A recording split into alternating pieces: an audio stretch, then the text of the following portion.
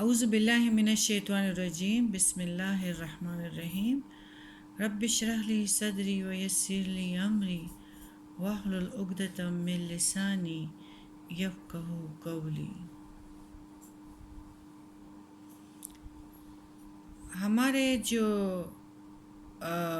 کربلا کی کہانی ہے وہ کچھ اس طرح کی ہے کہ امیر معاویہ کے انتقال کے وقت ولید بن عتبہ بن ابی سفیان مدینے کا گورنر تھا۔ ولید نے اس طرح دستور کے مطابق ہمارے حضرت حسین رضی اللہ تعالیٰ عنہ کو پیغام بھیجا تاکہ ان سے نئے امیر یزید کے لیے بیعت لے۔ حضرت حسین رضی اللہ تعالیٰ عنہ نے جواب میں فرمایا کہ آپ سوچنے کی مہلت دیں اور اس بارے میں نرمی اختیار کریں۔ ولید نے ان کو مہلت دے دی۔ حضرت حسین رضی اللہ تعالیٰ عنہ مہلت پا کر مکہ تشریف لے گئے۔ اس دوران کوفہ والوں کو ان کا پتہ چلا کہ حضرت حسین مکہ پہنچ گئے ہیں، تو انہوں نے اپنے ایک قاصد کو حسین رضی اللہ تعالیٰ عنہ کی خدمت میں روانہ کیا۔ کوفہ والوں اور ان سے درخواست کی کہ آپ رضی اللہ تعالیٰ عنہ کوفہ تشریف لے آئیے۔ اب ہم آپ ہی کے ہو گئے ہیں اور ہم لوگ یزید کی بیعت سے منحرف ہیں، اور ہم نے گورنر کوفہ کے پیچھے اب جمعہ پڑھنا بھی چھوڑ دیا ہے۔ اس وقت نعمان بن بشیر رضی اللہ تعالیٰ عنہ انصاری کوفہ کے گورنر تھے، جس سے یعنی نعمان بن بشیر سے یہ بغاوت کر رہے تھے۔ جب اہل کوفہ کی طرف سے اس قسم کی درخواستیں آئیں تو حضرت حسین رضی اللہ تعالیٰ عنہ نے اپنے چچا زاد بھائی مسلم بن عقیل کو کوفہ بھیجنے کا پروگرام بنایا کہ وہ کوفہ جائیں اور وہاں جا کر صورتحال کا جائزہ اچھی طرح لیں۔ لیکن اگر اہل کوفہ کے بیانات صحیح ہوں تو پھر حضرت حسین علیہ السلام نے فرمایا کہ میں خود بھی پہنچ جاؤں گا۔ حضرت مسلم کو کوفہ روانہ کیا۔ حضرت مسلم مکہ سے پہلے مدینہ پہنچے، وہاں سے راستے کی رہنمائی کے لیے 2 آدمی بھی اپنے ساتھ لے لیے اور کوفہ کی طرف روانہ ہو گئے۔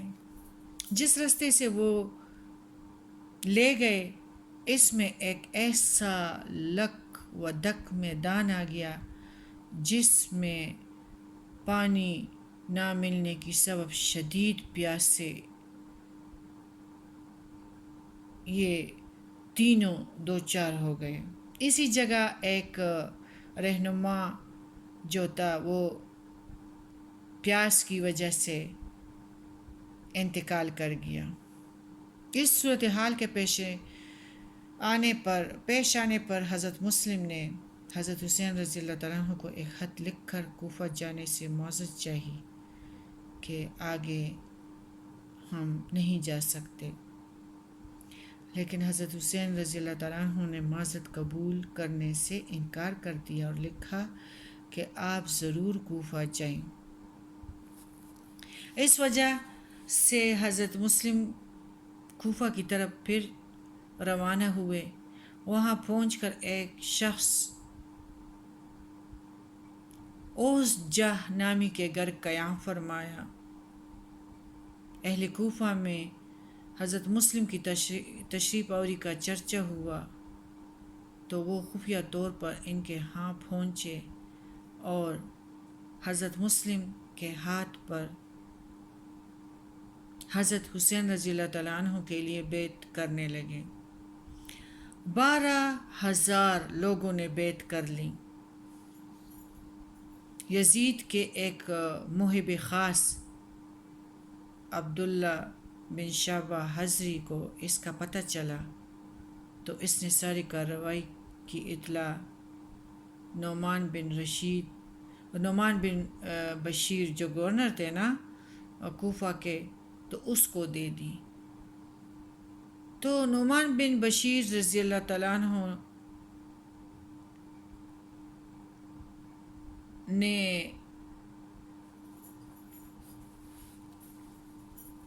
یہ کہا کہ میری ایسی کمزوری جو دربار عطاۃ الہی ہو وہ مجھے اس قوت اور طاقت سے زیادہ پسند ہے کہ میں گناہ کو اختیار کروں، کیونکہ وہ تو پیارے نبی کے نواسے تھے، حضرت حسین تھے۔ مجھ سے یہ نہیں ہو سکتا کہ جس پر اللہ نے پردہ ڈال رکھا ہے خواہ مخواہ اس پردے کو میں پاش کروں، اس پر جس نے یعنی عبداللہ بن شعبہ حضری نے نعمان بن بشیر جو گورنر تھے کوفہ کو، اس نے کہا کہ حضرت حسین آئے ہیں اور ادھر لوگ بیعت کر رہے ہیں اس پہ نا، تو نعمان بن بشیر نے کہا کہ اس گناہ سے میرے لیے اچھا ہے کہ جو پردہ اللہ نے رکھا ہے خواہ مخواہ اس پردے کو میں کیوں پاش کروں۔ تو عبداللہ بشیر بن نعمان بن بشیر کی طرف خبر لائے تھے نا عبداللہ نے، تو اس نے پھر یزید کو یہ سارا ماجرا لکھ کر بھیجا۔ یزید نے اپنے آزاد کردہ غلام سرہون سے اس بارے میں پھر مشورہ کیا اور اس نے کہا اگر آپ کے والد زندہ ہوتے اور آپ کو کوئی مشورہ دیتے تو اسے قبول کرتے۔ یزید نے کہا ضرور۔ سرہون نے کہا پھر مشورہ یہ ہے کہ آپ کوفہ کے گورنری جو ہے عبداللہ بن زیاد کے سپرد کر دیں، اس کے لیے اس سے زیادہ موزوں اور کوئی شخص نہیں ہو سکتا۔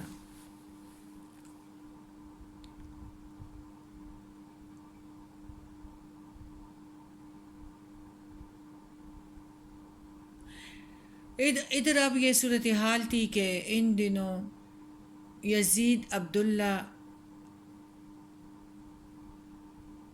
پر ناراض تھا اور بصرہ کی گورنری سے بھی اس کو معزول کرنا چاہتا تھا، مگر سرہون کے مشورے پر اس نے اظہار پسندگی کرتے ہوئے بصرہ کے ساتھ کوفہ کی بھی گورنری عبداللہ بن زیاد کو نامزد کر دی اور لکھ دیا کہ کوفہ پہنچ کر مسلم بن عقیل کو تلاش کرو، اگر مل جائے تو اس کو قتل کرو۔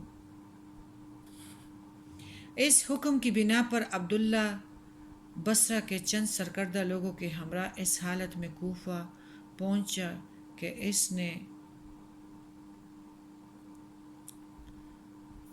خلیہ بدل لیا تھا تاکہ اسے کوئی پہچان نہ سکے، اور وہ اہل کوفہ کے جس مجلس سے بھی گزرتا تو کوفہ والے سلام کہتے اور ایک دوسرے کو اشارے پہ کہتے کہ یہ حضرت حسین رضی اللہ تعالیٰ عنہ ہیں، اور حضرت حسین رضی اللہ تعالیٰ عنہ سمجھ کر وعلیکم السلام یا ابن رسول اللہ، اے اللہ کے رسول کے بیٹے آپ پر بھی سلام ہو، اس طرح جواب دیتے۔ اس طرح سلام کہتا اور جواب لیتا ہوا وہ قصر امارت پہنچ گیا۔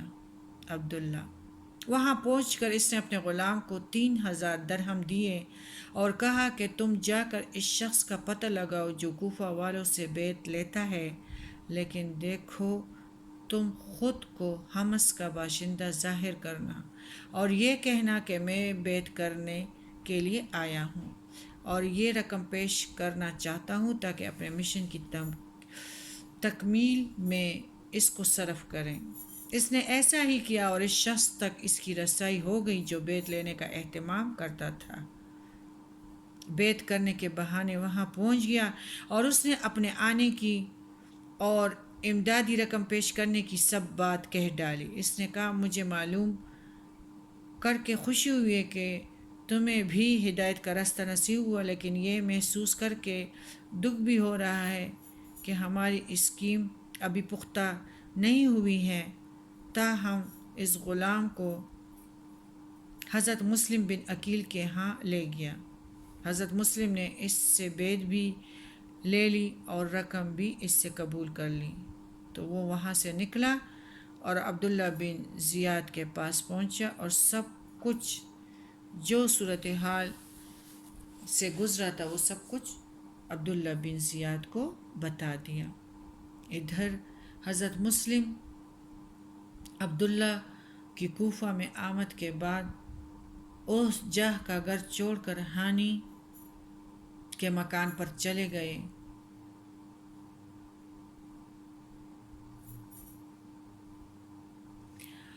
اور انہوں نے بھی اپنی جگہ بدل لی اور حضرت حسین رضی اللہ تعالیٰ عنہ کی خدمت میں لکھ کر بھیجا کہ 12,000 کی تعداد میں ہمارے لوگوں نے بیعت کر لی ہیں، اب آپ تشریف لے آئیے۔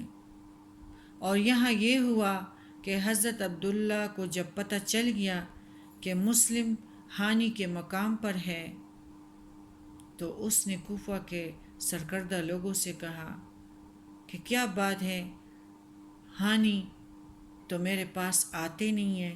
اس پر حاضری سے ایک شخص محمد بن اشعث چند ہمراہوں کے ساتھ ہانی کے ہاں گئے تو وہ اپنے دروازے پر موجود تھے۔ اشعث نے کہا کہ گورنر صاحب آپ کو یاد فرماتے ہیں اور آپ کے اب تک حاضر نہ ہونے کو محسوس کر رہے ہیں، لہٰذا آپ کو چلنا چاہیے۔ ان کے زور دینے پر ہانی ان کے ساتھ چل پڑتے ہیں اور عبداللہ گورنر کے پاس پہنچ گئے۔ اتفاق سے اس وقت قاضی شریح بھی موجود تھے اور ان سے مخاطب ہو کر اس نے کہا دیکھو اس ہانی کی چال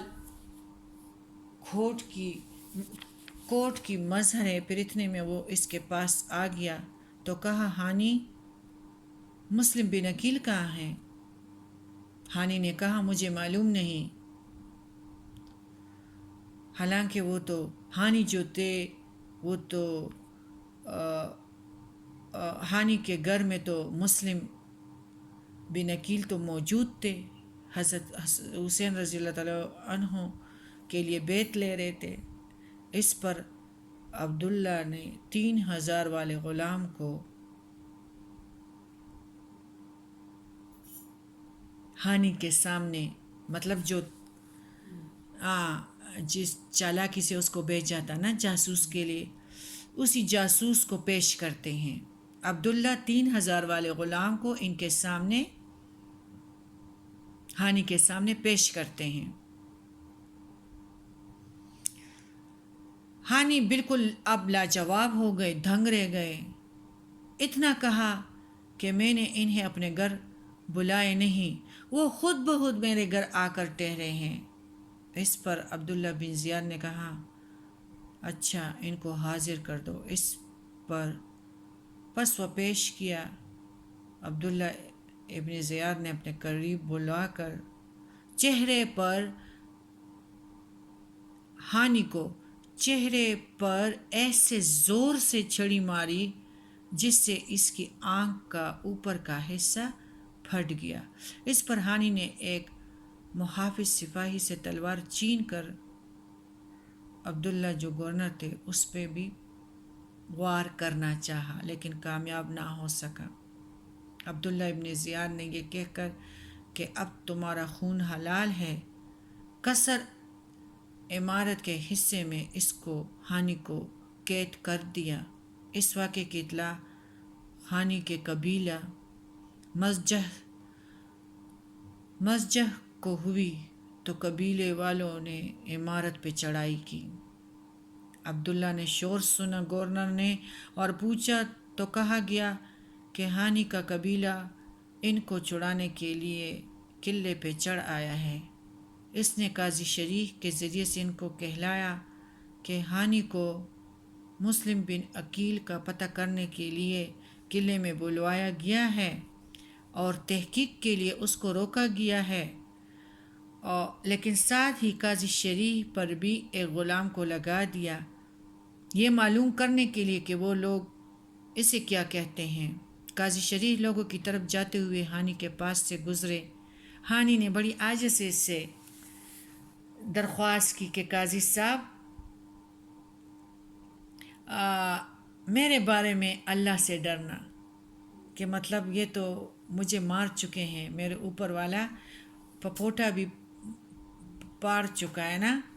ہانی کے پاس سے گزرے تو اس نے کہا قاضی صاحب میرے بارے میں اللہ سے ڈرنا۔ عبداللہ ابن زیاد جو گورنر تھے، اب یہ ان کو بتا دینا کہ میرے قتل کے در پہ ہیں۔ قاضی شریح نے ہجوم کو دیکھ کر عبداللہ ابن زیاد گورنر والی بات کہی اور قبیلے والوں کو مطمئن کر دیا کہ تم لوگوں کا ہانی جو ہے اسے کوئی خطرہ نہیں ہے۔ ہاں، اور حضرت مسلم کو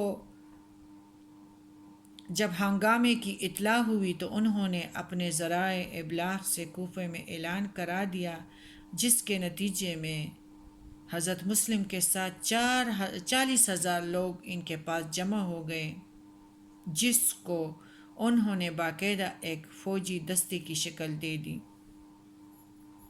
حضرت مسلم اس کے درمیان میں ہو گئے۔ اس طرح 40,000 کا یہ لشکر قصر عمارت قلعے کی طرف روانہ ہوا۔ عبداللہ کو اس کی اطلاع ہوئی تو اس نے کوفہ کو اپنے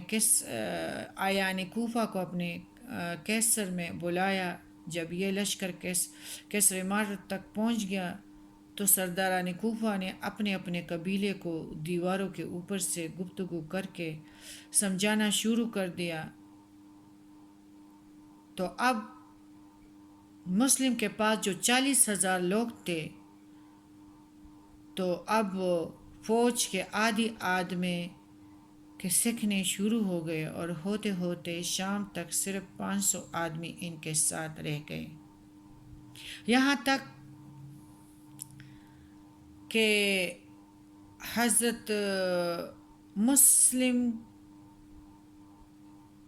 کے ساتھ جو 500 تھے نا وہ بھی غائب ہو گئے۔ حضرت مسلم نے دیکھا کہ وہ تنہا رہ گئے تو خود بھی وہاں سے چل پڑے اور رستے میں ایک مکان کے دروازے پر پہنچے تو ایک خاتون اندر سے آپ کی طرف نکلی اور آپ نے اس کو پانی پلانے کے لیے کہا تو اس نے پانی تو پلا دیا لیکن اندر واپس چلی گئی۔ تھوڑی دیر کے بعد پھر نکلی تو آپ کو دروازے پر دیکھ کر اس عورت نے کہا، اے اللہ کے بندے، آپ کا اس طرح بیٹھنا مشکوک ہے، یہاں سے چلے جائیں۔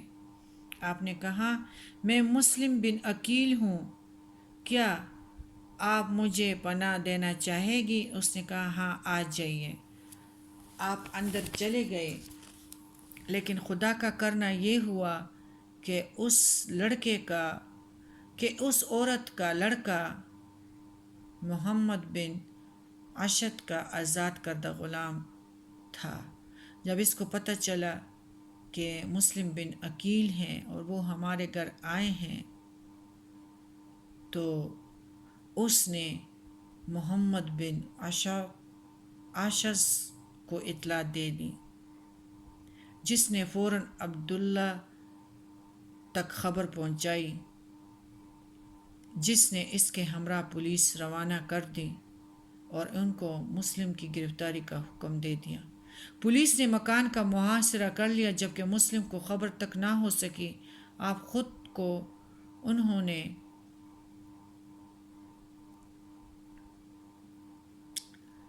محصور پایا تو تلوار سونت کر نکل آیا اور پولیس سے مقابلہ ٹھان لی، لیکن ابن عشس نے ان کو روک کر کہا کہ میں ذمہ دار ہوں، یعنی جس کا یہ عورت کا بیٹا جو تھا نا، محمد بن عشس کا غلام تھا، تو وہ آگے آگے کہ میں ذمہ دار ہوں، آپ محفوظ رہیں گے۔ پس وہ حضرت مسلم کو عبداللہ ابن زیاد کے پاس پکڑ کر لے گئے۔ عبداللہ ابن زیاد کے حکم سے کیسر عمارت کی چھت پر جا کر مسلم کو قتل کر دیا گیا۔ انا للہ و انا الیہ راجعون، اور ان کی لاش بازار میں لوگوں کے سامنے پھینک دی گئی۔ اس کے حکم سے ہانی کو کوڑے کرکٹ کی جگہ تک گھسیٹتے ہوئے لے جا کر سولی دے دی گئی۔